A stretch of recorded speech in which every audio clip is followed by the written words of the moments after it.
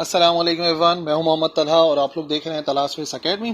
आज की क्लास बहुत अहम होने वाली है भाई, तुम लोगों के लिए पहले ही बता दूं मैं, क्योंकि आज की जो ये वीडियो होने वाली है इसमें हम लोग जो है रिड्यूस सिलेबस के जितने भी फार्मूले हैं उनको डिस्कस करने वाले हैं और उन फार्मूलों की क्या लॉजिक है, उनमें क्या क्या इस्तेमाल हो रहा है और किस किस तरीके के न्यूमेरिकल्स उन फार्मूलों से सॉल्व हो सकते हैं, इस बारे में हम लोग डिस्कस करेंगे chapter wise. So let's start with chapter number 1। Chapter number 1 हम जानते हैं द स्कोप ऑफ फिजिक्स है, और ये जो चैप्टर है ना हमारा द स्कोप ऑफ फिजिक्स, ये न्यूमेरिकल के लिहाज से इतना तो इम्पोर्टेंट नहीं है, लेकिन बहरहाल इसके अंदर भी एक न्यूमेरिकल है जो कि पूछा जा सकता है और वो हो सकते हैं ज़्यादातर डायमेंशंस के प्रूव ना, ठीक है। और एक न्यूमेरिकल और है इस चैप्टर के अंदर जहां पर हमें जो है वो एरर्स को मल्टीप्लाई करना सीखना होता है, यानी कि हमें जो है वो दो क्वांटिटीज गिवन होती हैं। लेट से कोई एक क्वांटिटी है और प्लस माइनस करके इसका एरर लिखा हुआ होता है, और फिर हम मल्टीप्लाई कराते हैं उसको किसी और क्वांटिटी के साथ, और वो क्वांटिटी भी गिवन है, लेट से कुछ भी है, बी कोई क्वांटिटी है और उसके साथ प्लस माइनस एरर लिखा होता है। ये बुक का न्यूमेरिकल है, आई थिंक न्यूमेरिकल नंबर 1 था ये। तो देखो उसकी लॉजिक मैंने आपको समझाई थी, जिस तरह से नॉर्मली ब्रैकेट सॉल्व करते हैं ना, बिल्कुल उसी तरह से इसको भी सॉल्व किया जाता है। पहले ए मल्टीप्लाई होता है बी से, तो हम लिख देते हैं ए इंटू बी। फिर ए मल्टीप्लाई होता है दूसरे वाले के एरर से, तो क्या बनेगा, प्लस माइनस लिखा जाएगा एरर की वजह से, और ए मल्टीप्लाई होगा बी के साथ। फिर क्या होगा, फिर बारी आएगी ये हमारा एरर मल्टीप्लाई होगा बी से, तो क्या लिखा जाएगा, अगेन एरर है तो प्लस माइनस लिखा जाएगा और बी इंटू ए लिखा जाएगा, ठीक है। और आखिरी क्या हो सकता था मल्टीप्लाई कराने के लिए, कि हम ए को बी से मल्टीप्लाई कराते, तो भी वो बन जाता क्या, प्लस माइनस, और वो होता ए इंटू बी। लेकिन ये जो ए इंटू बी है ना, ये एरर्स मल्टीप्लाई हो रहे हैं और ये वैल्यू होती है बहुत छोटी, वेरी स्मॉल, तो इसको हम निग्लेक्ट कर देते हैं और सिर्फ एरर्स के अंदर क्या करते हैं कि हम यहाँ पर ए बी लिखते हैं जो मेन आंसर होता है, और ये जो एरर्स होते हैं इनको आपस में ऐड कर देते हैं, जो भी आंसर आ रहा होता है ना उनको ऐड कर देते हैं, और ये हम लोग डिस्कस कर चुके हैं न्यूमेरिकल के अंदर।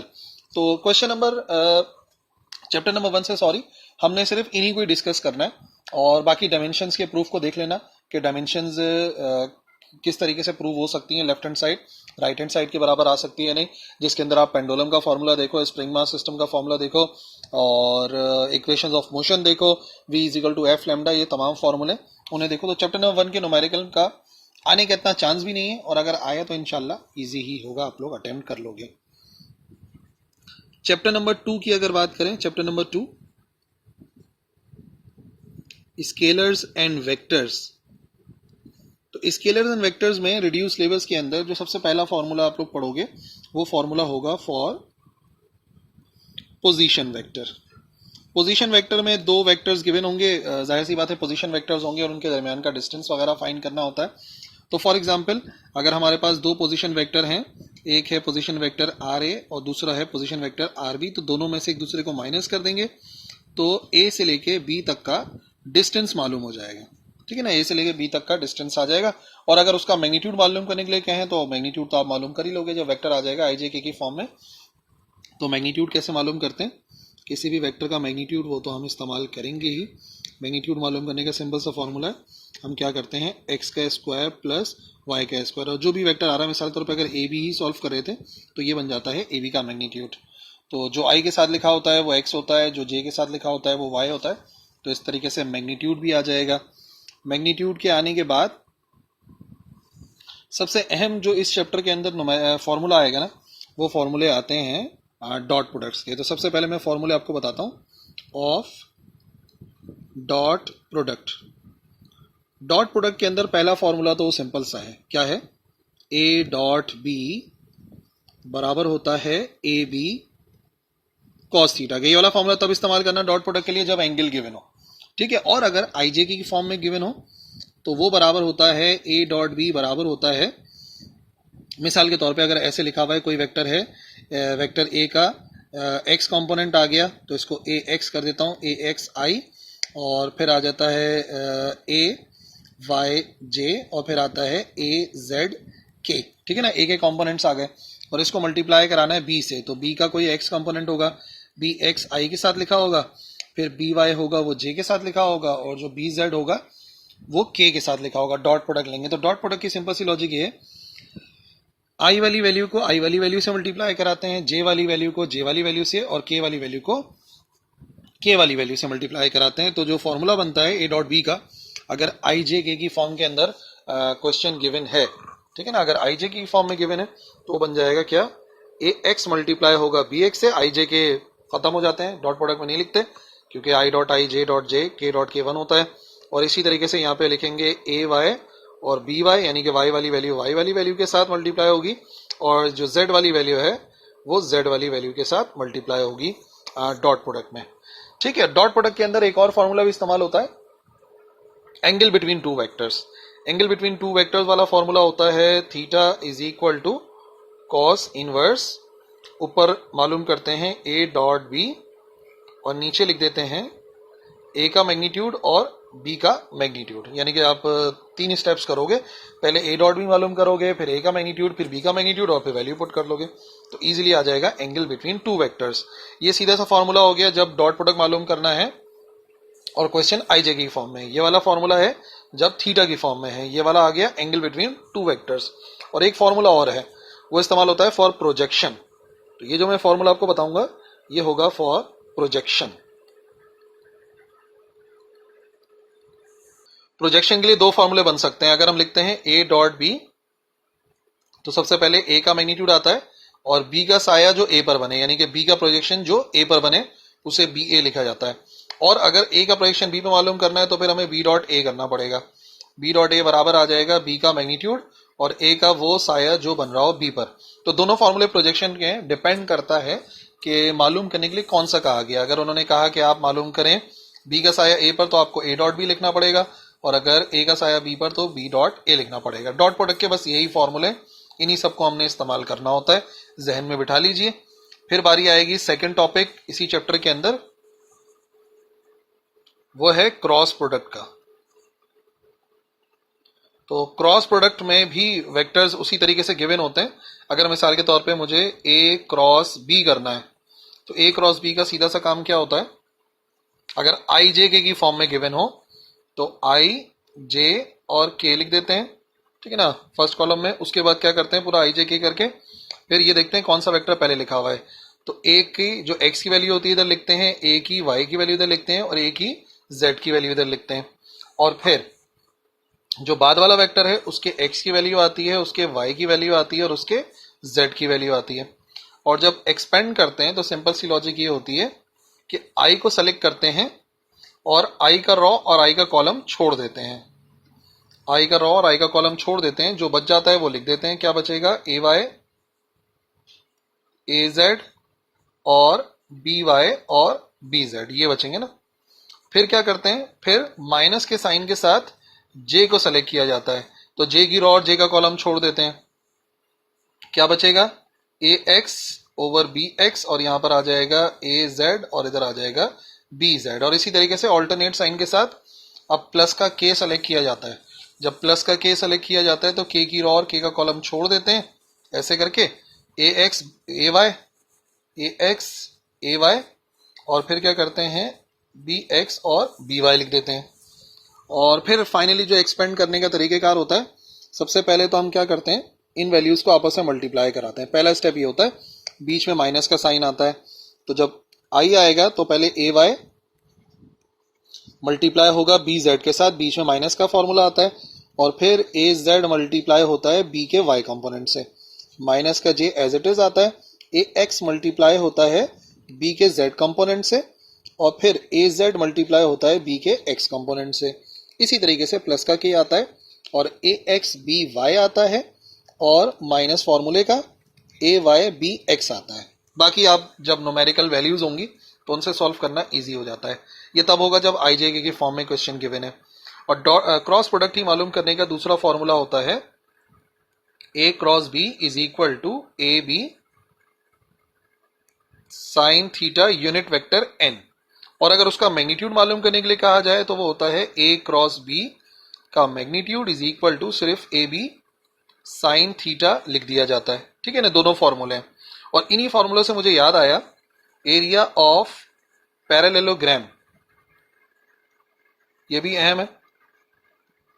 एरिया ऑफ पैरेललोग्राम का फॉर्मूला जो हम इस्तेमाल करते हैं वो होता है area of parallelogram is equal to A cross B के मैग्नीट्यूड। यानी कभी भी ए क्रॉस बी अगर दो वेक्टर्स गिवन और बोला जाए कि इनसे एक पैरेललोग्राम बन रहा है और आप उसका एरिया निकालो, तो आप उनका क्रॉस प्रोडक्ट मालूम करो, आईजे की फॉर्म में होगा इसी तरीके से, और फिर उसका मैग्नीट्यूड निकालोगे। मैग्नीट्यूड मैंने अभी एक्सप्लेन करा है, एक्स का स्क्वायर वाई का स्क्वायर, और अगर जेड आ रहा है तो जेड का स्क्वायर भी किया जाएगा। ठीक है जी। और इसी तरीके से अगर एरिया ऑफ ट्राइंगल होता, अगर इधर ही लिखा होता क्या, एरिया ऑफ ट्राइंगल, तो वो बराबर होता है इस मैग्नीट्यूड का हाफ करना पड़ेगा, ए क्रॉस बी के मैग्नीट्यूड का हाफ करना पड़ेगा। ठीक है ना। तो ये भी फॉर्मूला है। तो पहला तो ये हो गया, फिर ये भी हो सकता है, ये भी हो सकता है, फिर ये भी हो सकता है, ये भी हो सकता है, और आखिरी जो काम है ना हमारा वो ये है कि क्वेश्चन मतलब इसका फॉर्मूला नंबर 6 हो जाएगा, और ये सबसे अहम है, सबसे अहम है, यूनिट वेक्टर परपेंडिकुलर। ये है unit vector perpendicular. Unit vector perpendicular क्या चीज है?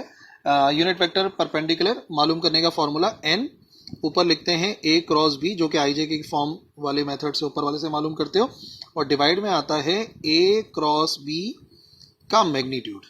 सही ना। ए क्रॉस बी मालूम करो, ए क्रॉस बी का मैग्नीट्यूड निकालो, दोनों को डिवाइड कराओ, तो आता है unit vector perpendicular. Numerical number 22 है, और मैंने मार्क भी कराया, मोस्ट इंपॉर्टेंट क्वेश्चन में से एक है ये चैप्टर नंबर 2 के। ठीक है। सो ये सारे के सारे फॉर्मूले आप लोगों ने याद रखने फ्रॉम चैप्टर नंबर 2। इंशाल्लाह इसके अलावा कुछ नया नहीं नजर आएगा, यही वो फॉर्मूले जो कि आप लोगों ने यूज करने। अब आ जाइए चैप्टर नंबर 3 पर। चैप्टर नंबर 3 है मोशन। काफी फॉर्मूले हैं इसके अंदर भी।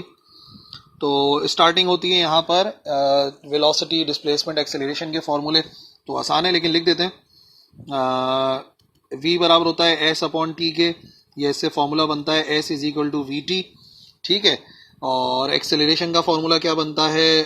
डेल्टा v ओवर t, या डेल्टा t लिख सकते हो, या V F minus V I upon T हो सकता है। ठीक है ना। आप बोलोगे ये तो रिड्यूस में नहीं है, बात यह है कि ये तो कहीं ना कहीं यूज होता ही रहता है, रिड्यूस में हो या ना हो। और इसी तरीके से इक्वेशन ऑफ मोशन भी। फर्स्ट इक्वेशन वी एफ बराबर होता है V I plus A T. Second equation of motion S is equal to V I T plus 1/2 A T का स्क्वायर।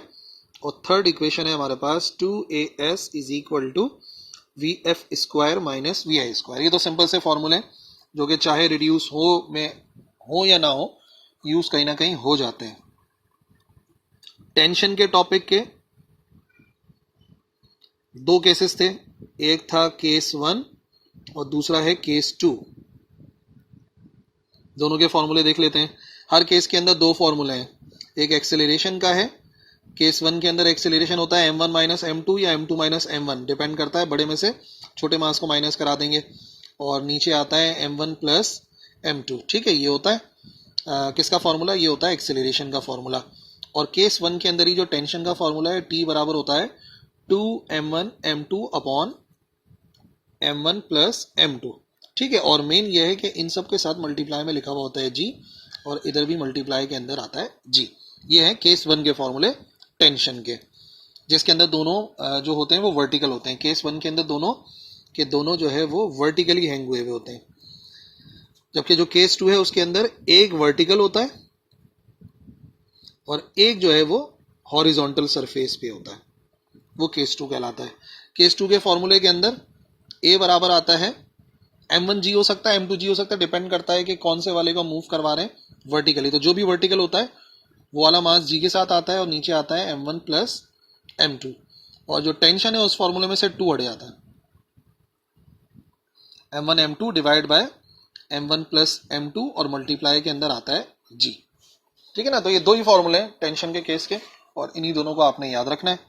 ठीक है। और चैप्टर नंबर 3 के अंदर ही बारी आती है, अगला टॉपिक जो है वो मोमेंटम का टॉपिक है। मोमेंटम के टॉपिक के अंदर सबसे पहले मोमेंटम की डेफिनेशन के मुताबिक P is equal to mv, vector quantity है, स्केलर फॉर्म में गिवन हो तो स्केलर फॉर्म में सॉल्व कर लो। और मोमेंटम की एक और डेफिनेशन भी होती है, मोमेंटम होता है रेट ऑफ फोर्स की डेफिनेशन बनती है, मोमेंटम के लिहाज से ज्यादा इंपॉर्टेंट नहीं है, आप फोर्स से बना लो, लेकिन वो मोमेंटम के टर्म्स में ही आती है। F बराबर होता है rate of change of momentum. Force is the rate of change of momentum, या तो F is equal to ma होता है, या इस तरह से कर लो F is equal to delta P over delta T। और law of conservation of momentum के मुताबिक m1u1 प्लस m2u2 बराबर होता है m1v1 प्लस m2v2। ठीक है ना, ये कब की बात है, ये जब इलास्टिक कोलिजन हो रहा होता है। और अगर इन इलास्टिक कोलिजन होता है ना, और u1 u2 आपको पता ही है ना इनिशियल वेलोसिटीज है, v1 v2 जो है फाइनल वेलोसिटीज है। और अगर इन इलास्टिक कोलिजन होता है जिसके अंदर मिसाल के तौर पर बुलेट जो है वो बॉक्स के अंदर दाखिल हो गई, टूट फूट हो गई, तो ये वाला सवाल हम इस्तेमाल कर लेते हैं, ये वाला फॉर्मूला हम इस्तेमाल कर लेते हैं जब वेलोसिटीज अलग अलग होती हैं। लेकिन अगर ऐसा कोलिजन हो रहा है जो कि इन इलास्टिक है, तो इन इलास्टिक के अंदर हम क्या करते हैं, ये वाला फॉर्मूला तो आप इलास्टिक के लिए आप इस्तेमाल कर ही लोगे। ठीक है ना।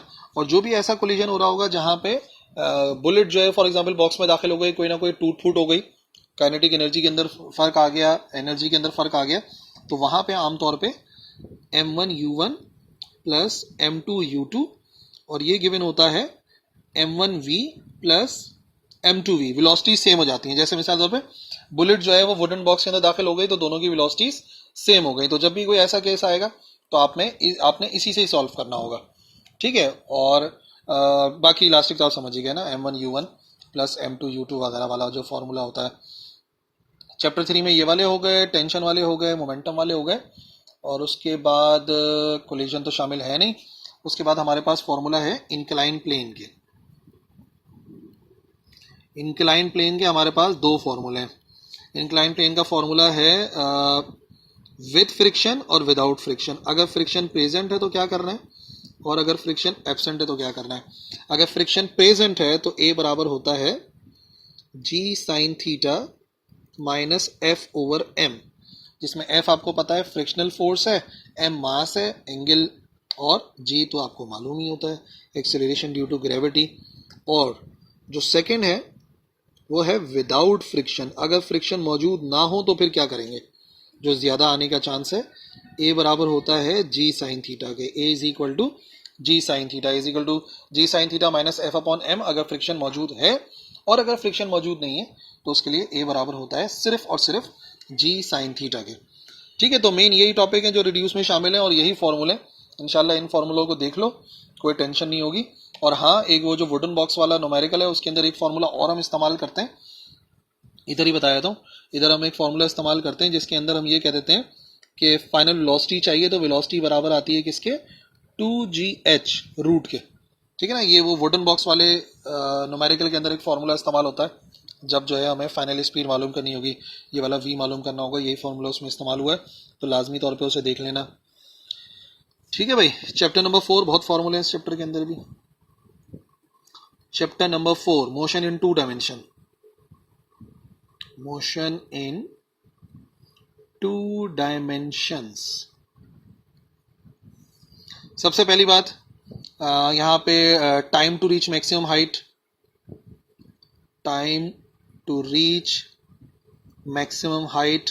मैक्सिमम हाइट तक पहुंचने के लिए कौन सा टाइम है, t बराबर होता है v0 sine theta over g। फिर है हमारे पास टोटल टाइम ऑफ फ्लाइट, तो t डैश या तो आप 2t के बराबर लिख दो या फिर 2, और यही formula v0 sine theta over g कर लो। और मैक्सिमम हाइट गेन्ड,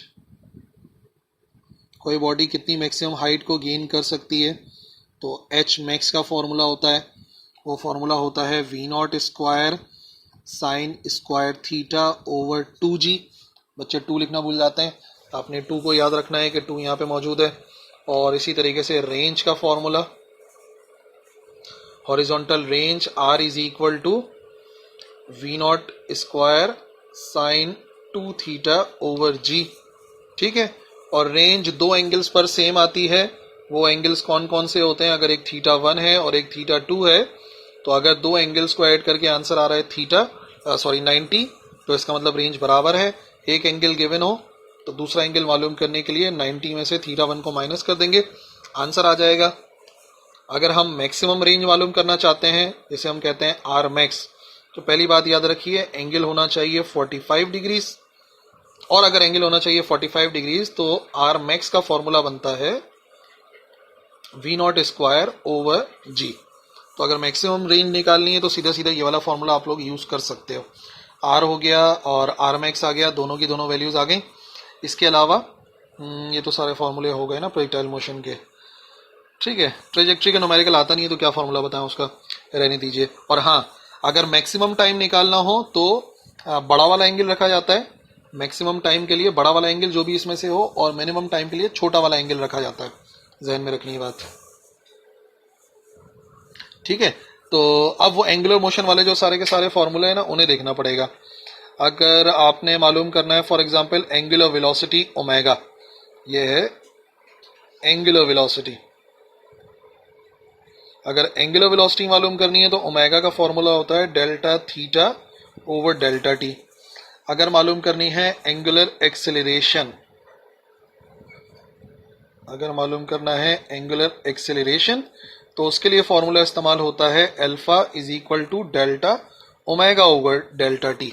ठीक है, ओमेगा को सही से बनाना है, थोड़ा डब्ल्यू की तरह नहीं लगना चाहिए। और फिर जो इनके रिलेशंस हैं आपस के, लीनियर और एंगुलर के, एस बराबर होता है आर थीटा के, वी बराबर होता है आर ओमेगा के, ए बराबर होता है आर अल्फा के। ठीक है। और एक अहम बात जो एमसीक्यूज के में मैंने डिस्कस भी करी थी कि अगर हम बात करते हैं वेक्टर फॉर्म में, तो वेक्टर फॉर्म में याद रखो v बराबर होता है ओमेगा क्रॉस आर के, ए बराबर होता है अल्फा क्रॉस आर के, ऐसे लिखा जाता है। समझ गए ना बात? वेक्टर फॉर्म में वेक्टर फॉर्म की तरह से लिखा जाएगा और बुक में यही मेंशन है, आपने इसी को फॉलो करना है। ठीक है जी, ये हो गया हमारा एंगुलर वेलोसिटी और ये सारे के सारे रिलेशन हो गए बिटवीन लीनियर एंड एंगुलर। और इसी चैप्टर के अंदर हमारे पास टॉपिक आता है सेंट्रीपिटल एक्सेलरेशन का। सेंट्रीपिटल एक्सेलरेशन, तो सबसे सादा सा फॉर्मूला तो आपको पता है, ए सी बराबर होता है v square over r. Omega की फॉर्म में फॉर्मूला होता है a c is equal to r omega square.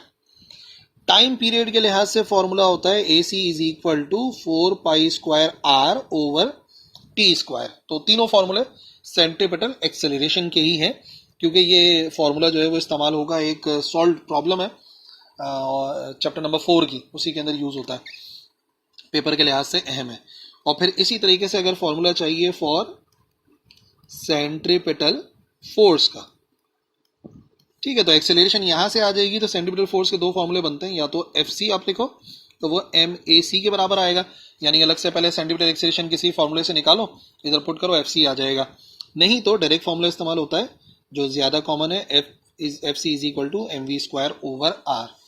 तो एमसीक्यूज के अंदर ये भी आता है कि वेलोसिटी इतनी कर लो, रेडियस इतना कर लो, तो सेंट्रीपिटल फोर्स कितनी हो जाएगी, तो वो जाहिर सी बात है हमें इसी से ही यूज करना है। ठीक है, तो ये हो गए हमारे चैप्टर नंबर 4 के फॉर्मूले, सारे के सारे चैप्टर नंबर 4 के अंदर यही फॉर्मूले, इनको जहन में बिठाओ तो न्यूमेरिकल आएगा तो कोई टेंशन की बात ही नहीं है, इजीली कर लोगे। चैप्टर नंबर 5 पर आते हैं,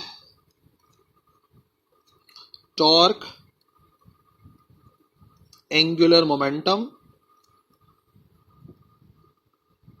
एंड आखिरी वाला क्या, इक्विलिब्रियम। ठीक है ना, इनको डिस्कस करना है।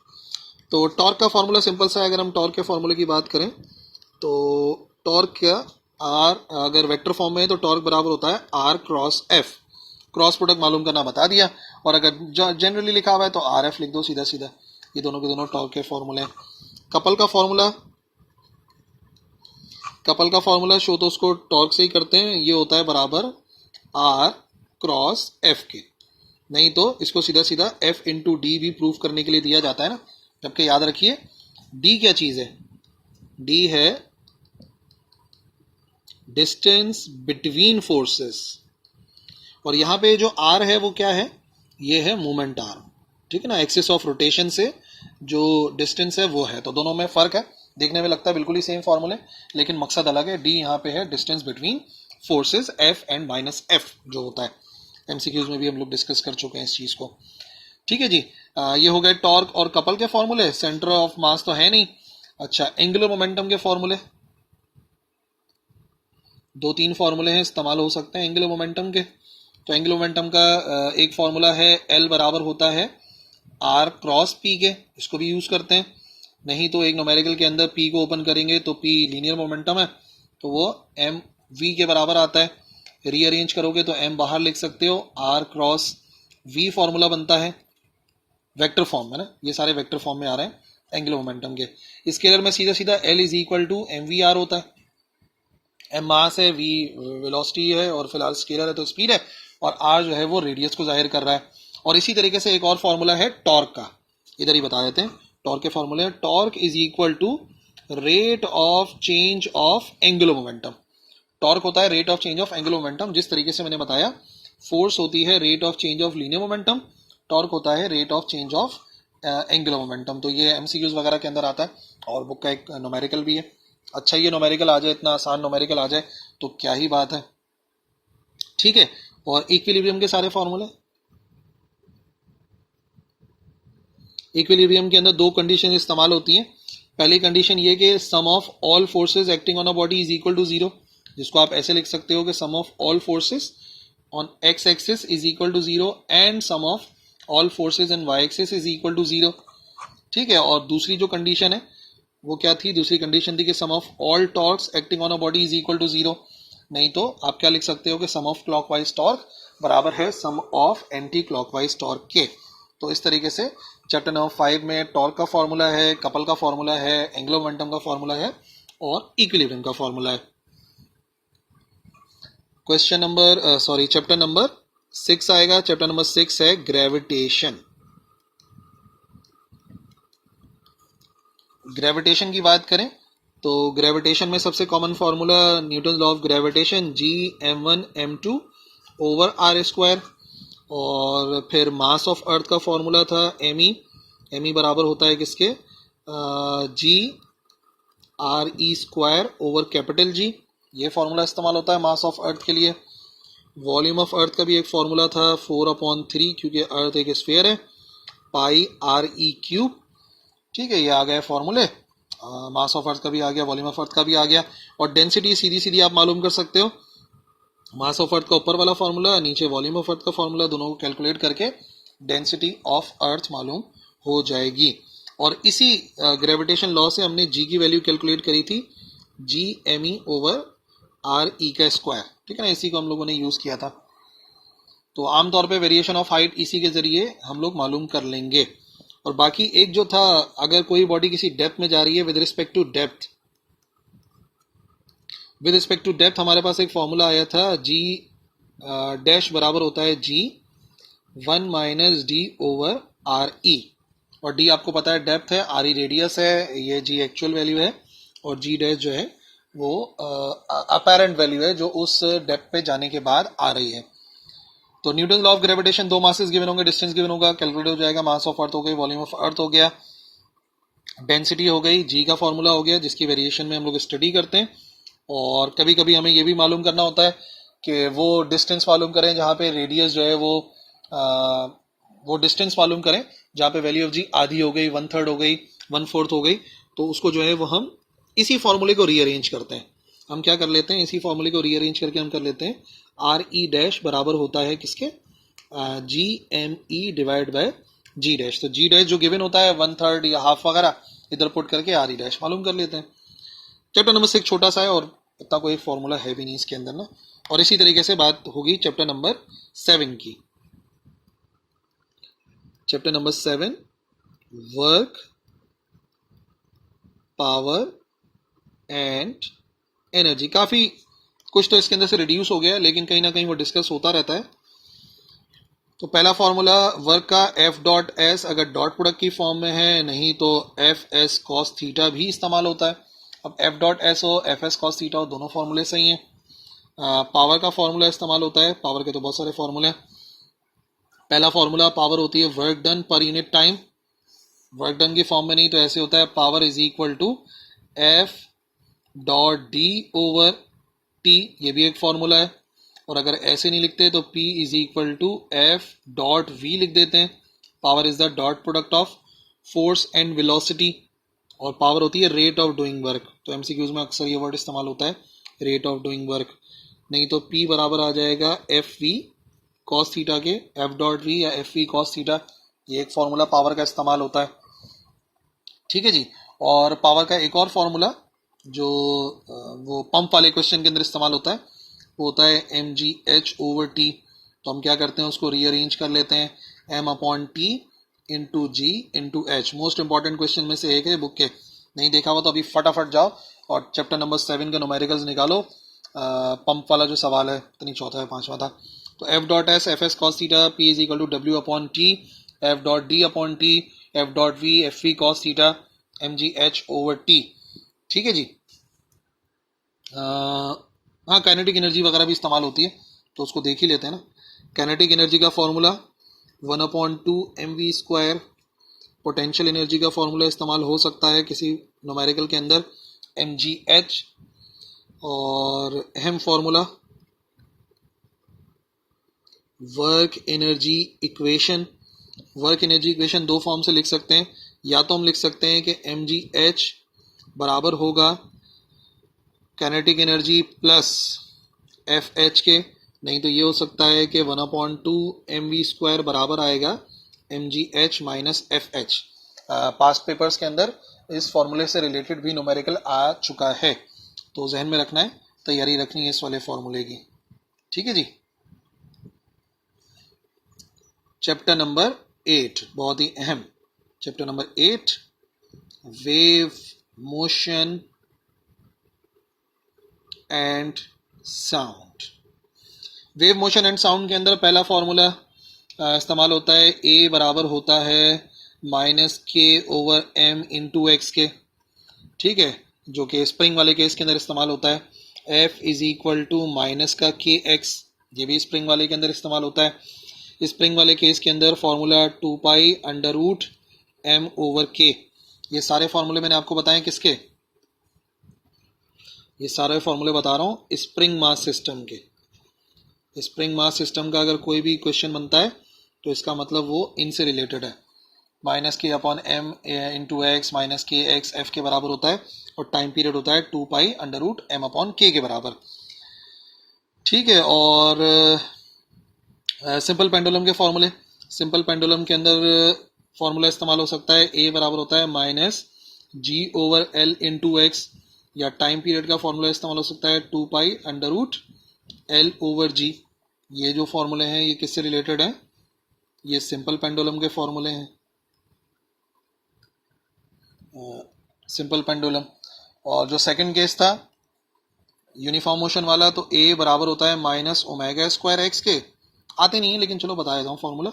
और इसी तरीके से उनका टाइम पीरियड का फॉर्मूला होता है 2π/ω। ठीक है ना। तो ये तो SHM के जो तीनों के तीनों केसेस हैं उनके यही वाले फॉर्मूले हैं। ठीक है जी। उसके बाद हमारे पास रिड्यूस में क्या शामिल है, रिड्यूस में हमारे पास क्या क्या है इसके बाद सिंपल पेंडुलम के बाद म्यूजिकल साउंड की प्रॉपर्टीज के अंदर वेबर फ्रेशनर लॉ आ जाएगा। वेबर फ्रेशनर लॉ के मुताबिक हमने देखा था कि जो लाउडनेस है वो बराबर होती है के log i के। ठीक है, नहीं तो एक फॉर्मूला था साउंड लेवल का, साउंड लेवल का फॉर्मूला होता है के log i/i0, ये पूरी वैल्यू आती है। तो ये वेबर फ्रेशनर लॉ के अंदर इस्तेमाल होता है, i और i0 के रिलेशन से फाइंड किया जा सकता है साउंड लेवल को। ठीक है, बीट्स रिड्यूस हो गया है तो बीट्स वाले फॉर्मूले की जरूरत नहीं है। स्पीड ऑफ साउंड के फॉर्मूला है, उनको देखो। स्पीड ऑफ साउंड के अंदर फॉर्मूले इस्तेमाल होते हैं। स्पीड ऑफ साउंड के अंदर पहला फॉर्मूला हो सकता है v बराबर होता है p/ρ। ये Newton's formula for speed of sound है, जो कि गलती है। ठीक है, जो प्रॉपर फॉर्मूला आया था स्पीड ऑफ साउंड का वो होता है गैमा p/ρ। गैमा एयर के लिए बराबर होता है 1.40 के, बाकी तो वैल्यूज गिवन ही होती हैं। टेम्परेचर के साथ रिलेशन होता है तो v डायरेक्टली प्रोपोर्शनल होता है to the under root temperature, और नहीं तो रिलेशन बनता है तो v1/v2 बराबर आता है √T1/T2 के। ठीक है ना। और फिर फाइनली सॉल्व करने के लिए जो एक अहम न्यूमेरिकल है उसमें हम लोग जो है ना इसको लैम्डा इंटू एफ पुट कर देते हैं। एफ कांस्टेंट रहता है, लैम्डा 1 आ जाता है और v2 की जगह पे लैम्डा 2 इंटू एफ आता है। और टेम्परेचर को लाजमी तौर पे केल्विन में कन्वर्ट करना। और अगर ये वाला फॉर्मूला नहीं इस्तेमाल करें तो सेल्सियस के लिए जो इस्तेमाल करते हैं वो होता है VT V0 प्लस 0.61T। इस फॉर्मूले के अंदर जब टेम्परेचर पुट किया जाता है तो वो पुट किया जाता है इन सेल्सियस, ठीक है ना। तो इस फॉर्मूले की तो टेंशन नहीं है इतनी, इसके अंदर तो सेल्सियस के अंदर रखा जाता है। बीट्स है नहीं, डॉपलर्स इफेक्ट, डॉपलर्स इफेक्ट अलग ही उसको बता देते हैं, ज्यादा है ना।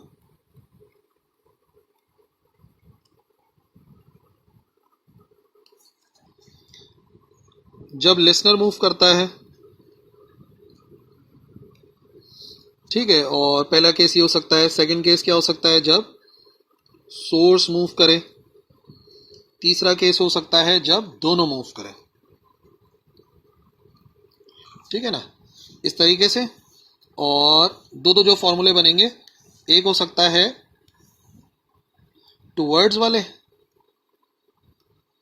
और एक होंगे अवे वाले। जब लिसनर मूव करता है टुवर्ड्स तो फॉर्मूला होता है एफ डैश का v plus v l over v into f, और जब अवे मूव करता है तो v minus v l over v into f, f dash का आंसर आता है, ठीक है ना। फॉर्मूले ध्यान में रखने। और यहां पर सोर्स जब मूव करती है तो एफ डैश बराबर होता है v over v minus V S F, और एफ डैश बराबर होता है v divide by v plus V S into f. और जब दोनों मूव करते हैं तो दोनों को कंबाइन करो, एफ डैश बराबर आ जाएगा v प्लस वी एल, नीचे आ जाएगा v minus V S. Numerical के लिए बहुत अहम है ये, डेरिवेशन के लिए नहीं, न्यूमेरिकल के लिए ये थर्ड केस ज्यादा अहम है। और एफ डैश बराबर हो जाएगा v माइनस वी एल और नीचे आ जाएगा v plus V S into F, सही ना। लिसनर मूव करता है तो एल आता है, और एल जो है वो ऊपर ही आता है हमेशा। सोर्स मूव करती है तो एस आता है, एस हमेशा नीचे ही आता है। तो प्लस माइनस से अंदाजा लगाना, करीब जाने पे फ्रीक्वेंसी बढ़ती है, अवे जाने पे फ्रीक्वेंसी कम होती है, तो उससे प्लस माइनस या छोटी बड़ी वैल्यू का इंशाल्लाह आप लोग अंदाजा लगा लोगे। चैप्टर नंबर 9, चैप्टर नंबर 9 है हमारे पास nature of light. Nature of light के अंदर पहला फॉर्मूला माइकल्स इंटरफेरोमीटर का इस्तेमाल कर लेते हैं। x बराबर होता है m लेमडा ओवर 2। m है कितने फ्रिंजेस पास हुए, नंबर ऑफ फ्रिंजेस, और x है कि वो जो मूवेबल मिरर है उसको कितना डिस्टेंस कवर कराया, और बाकी लेमडा अपॉन 2 तो आपको पता है वेवलेंथ को जाहिर कर रहा है, डिवाइड बाय 2 हो रही है वेवलेंथ। नेचर ऑफ लाइट का एक फॉर्मूला ये है। और जब हम बात करते हैं डबल इसकी यंग्स डबल स्लिट एक्सपेरिमेंट की, तो ब्राइट के लिए क्या होता है पाथ डिफरेंस, डार्क के लिए क्या होता है पता होना चाहिए ना। इसके लिए बराबर होता है पाथ डिफरेंस ब्राइट के लिए m लेमडा के, और इसके लिए पाथ डिफरेंस बराबर होता है m प्लस हाफ लेमडा के। और जो फ्रिंज स्पेसिंग का फॉर्मूला है ना, वो इस्तेमाल होता है लेमडा एल ओवर डी, जो कि डेल्टा x या डेल्टा y से शो करते हैं ना, वो बराबर होता है लेमडा एल ओवर डी के। तो ये वाला फॉर्मूला बड़ा अहम है फ्रिंज स्पेसिंग का। लेमडा है वेवलेंथ, एल है स्क्रीन कितनी दूर रखी हुई है, और डी है जो स्लिट्स हैं उनके दरमियान का डिस्टेंस, और डेल्टा एक्स है फ्रिंज स्पेसिंग के फ्रिंजेस के दरमियान में कितना फासला है, ये फ्रिंज स्पेसिंग कहलाता है, ठीक है ना।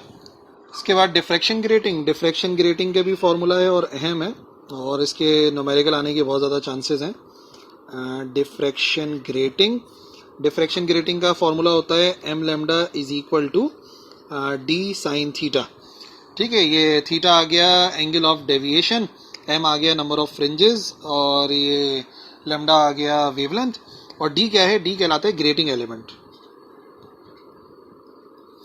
Grating element. और ग्रेटिंग एलिमेंट अगर आपको मालूम करना है यानी कि d फाइंड करना है, तो ऊपर लिखा जाता है लेंथ ऑफ ग्रेटिंग, कितनी लेंथ ऑफ ग्रेटिंग गिवन है, फॉर एग्जांपल l से शो कर दिया, डिवाइड बाय कितनी उसके ऊपर लाइंस है, नंबर ऑफ लाइंस, तो उसको n से जाहिर करते हैं। मिसाल के तौर पे लिखा हुआ है क्या लिखा हुआ है, फॉर एग्जांपल 500 लाइंस पर मिलीमीटर, तो हम क्या करेंगे, ये जो लेंथ है ना इसको हम कर लेंगे 1 मिलीमीटर, और डिवाइडेड बाय ये आ जाएगा 500, तो जो d का आंसर आएगा सीधा सीधा मिलीमीटर के अंदर आ जाएगा। अगर इसको मीटर में कन्वर्ट करके रखोगे तो मीटर के अंदर आ जाएगा, वो डिपेंड करता है कि आप कौन सा यूज करना चाह रहे हैं। तो ये फॉर्मूला इस्तेमाल हो जाता है फॉर डिफ्रैक्शन ग्रेटिंग। और डिफ्रैक्शन ग्रेटिंग के बाद जो एक्सरे डिफ्रैक्शन है यानी कि ब्रेग्स लॉ, उसका भी फॉर्मूला है एक्सरे डिफ्रैक्शन। एक्सरे डिफ्रैक्शन के अंदर फॉर्मूले में सिर्फ एक डिफरेंस आता है, उसके अंदर आता है m लेमडा बराबर होता है 2d साइन थीटा के। थीटा एंगल ऑफ डेविएशन है और ये हो गया नंबर ऑफ फ्रिंजेस, लैम्डा हो गया वेवलेंथ, और डी जो होता है ना वो एटॉमिक क्रिस्टल्स के दरमियान का जो डिस्टेंस होता है, distance between two atomic planes X ray diffraction के अंदर, डी उसकी वैल्यू को शो करता है। तो न्यूमेरिकल इसका भी अहम है और आ सकता है। सबसे ज़्यादा डिफ्रेक्शन ग्रेटिंग के न्यूमेरिकल के आने के चांसेस हैं। और आखिर में आता है हमारा चैप्टर नंबर 10 जियोमेट्रिकल ऑप्टिक्स। ठीक है, ये ज्योमेट्रिकल ऑप्टिक्स भी बड़ा अहम चैप्टर है न्यूमेरिकल के लिहाज से। 1/f बराबर होता है 1/p प्लस 1/q, बहुत ही अहम। ठीक है, और फिर हमारे पास आ जाएगा कंपाउंड माइक्रोस्कोप ना, कंपाउंड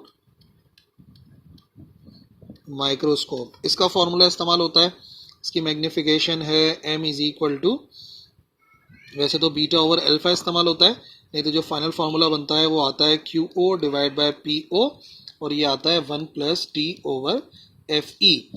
O जहाँ जहाँ आ रहा है वो ऑब्जेक्टिव की वैल्यू है, E जहाँ जहाँ आता है वो आईपीस की वैल्यू है, और D बराबर होता है 25 सेंटीमीटर के, या मिलीमीटर में लिखते हैं तो वो बराबर होता है 250 मिलीमीटर के। P ऑब्जेक्ट डिस्टेंस होता है, Q इमेज डिस्टेंस होता है, और F होती है फोकल लेंथ। ठीक है, फिर फॉर्मूला अगर इस्तेमाल करते हैं हम लोग टेलीस्कोप का, एस्ट्रोनॉमिकल टेलीस्कोप, एस्ट्रोनॉमिकल टेलीस्कोप के दो फॉर्मूले हैं। एक तो आता है length of astronomical telescope FO plus FE के बराबर होता है, और अगर मैग्निफिकेशन की बात की जाए तो मैग्निफिकेशन बराबर होती है FO डिवाइड बाय FE के। अच्छा, ये तो फोकल लेंथ के लिहाज से है ना। पावर ऑफ लेंस का एक फॉर्मूला है, पावर बराबर होती है 1 over focal length in metres. तो वही जो फॉर्मूला अगर लेंथ के लिए इस्तेमाल होता है इन टर्म्स ऑफ पावर, तो 1/PO प्लस 1/PE होता है, और उसी पावर के लिहाज से जब मैग्निफिकेशन निकालते हैं तो वो बराबर आती है PE divide by PO, reciprocals हो जाते हैं ना। तो ये बात हो गई एस्ट्रोनॉमिकल टेलीस्कोप की लेंथ की और मैग्निफिकेशन की। अच्छा, माइक्रोस्कोप की अगर लेंथ मालूम करनी है तो उसके लिए फॉर्मूला इस्तेमाल होता है QO divide by PE। QO divide by PE एक फॉर्मूला है जो कि आप लोगों ने जरूर देखा होगा अगर इस क्वेश्चन को कवर किया होगा। तो माइक्रोस्कोप हो गया, एस्ट्रोनॉमिकल टेलीस्कोप हो गया, पावर का फॉर्मूला हो गया, एंड यही है फॉर्मूले। ठीक है ना, तो ये वो सारे फॉर्मूले हैं जिनकी इंशाल्लाह आप लोग प्रैक्टिस कर लो, नज़र से गुजार लो 2-3 मरतबा, फिर आप देखो कैसा बेहतरीन पेपर होता है और न्यूमेरिकल में कोई टेंशन नहीं होगी। All the best for the paper. अल्लाह हाफिज़।